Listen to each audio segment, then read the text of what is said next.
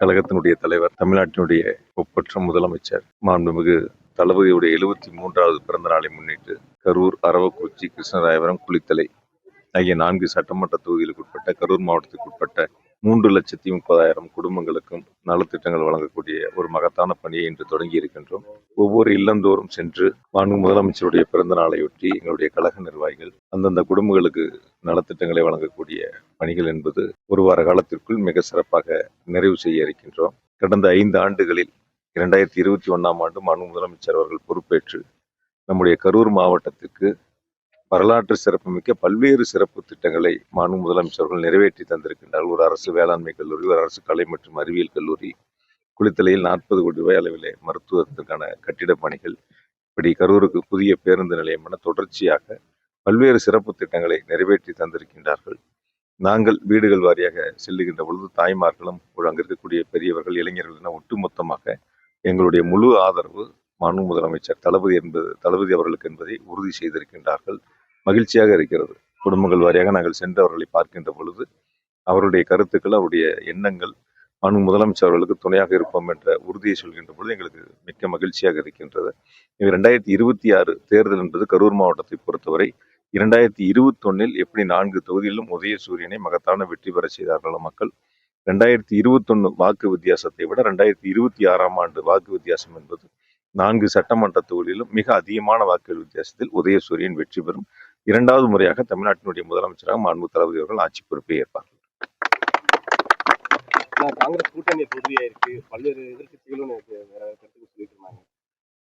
அதான் எதிர்கட்சிகளுக்கு அவங்களுடைய ஆசை, அது எதிர்கட்சி தலைவரோட பல நேரங்கள்ல சொல்லியிருந்தாருன்னா அவங்களே இறுதி பண்ணாம இருக்காங்க. ஆனா நம்மளை பத்தி அவங்களுடைய ஆசைகளை பொதுவெளியில எடுத்து சொல்லியிருக்காங்க. எங்களுடைய மாண்பு முதலமைச்சர்களை பொறுத்தவரை தோழமை இயக்கங்களை மரியாதையோடு நடத்தக்கூடியவர்கள். அவருடைய எண்ணங்களை மாண்பு முதலமைச்சர்கள் மிக சிறப்பாக, அவர்களுக்கு தேவையான அந்த மரியாதை என்பது மிக முக்கியமானது என்பதை மாண்பு முதலமைச்சர்களை பொறுத்தவரை தொடர்ந்து தோழமை இயக்கங்கள், பொதுவாக பார்த்தீங்கன்னா அந்த கூட்டணி தேர்தல் களத்தோட நிறைவு பெறுவதல்ல, தொடர்ந்து பயணிக்கக்கூடிய ஒரு நல்ல ஒரு சூழ்நிலையை மாண்பு முதலமைச்சர்கள் உருவாக்கி அதை செயல்படுத்தி வருகிறார்கள். இந்தியாவிலே இப்படி ஒரு அரசியல் தலைவரை நாம் பார்த்திருக்க முடியாது. அந்த அளவிற்கு ஒரு ஆளுமை மிக்க தலைவராக தோழமை இயக்கங்களையும் அரவணைத்து செல்லுகின்ற, மாற்று கருத்துடைய சிந்தனைகள் இருந்தாலும் கூட சில நேரங்களில் அதையும் அரவணைத்து செல்லக்கூடிய அளவிற்கு மாண்பு முதலமைச்சர் அவர்கள் தோழமை இயக்கங்களை மிக சிறப்பாக வழிநடத்தி கொண்டிருக்கின்றார்கள்.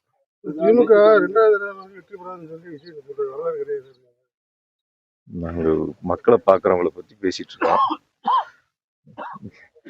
ஏங்க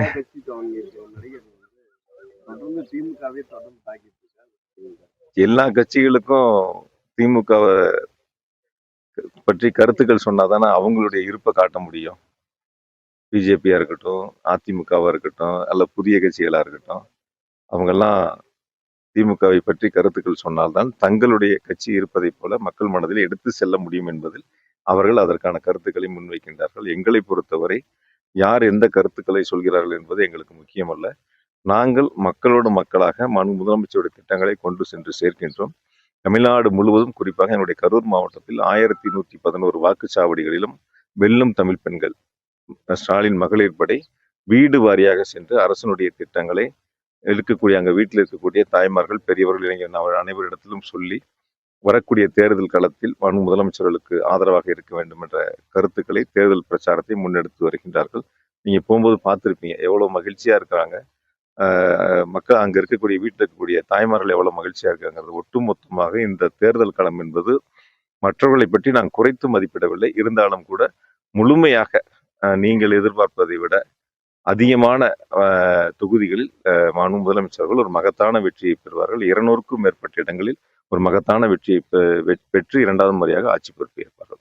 அந்த கரூர்ல பாட்டாளி மக்கள் கட்சியோட கிழக்கு மாவட்ட செயலாளர் உங்களை பற்றி ஒரு குற்றச்சாட்டு யாரையாவது பத்தி பேசிட்டு இருக்காதீங்க.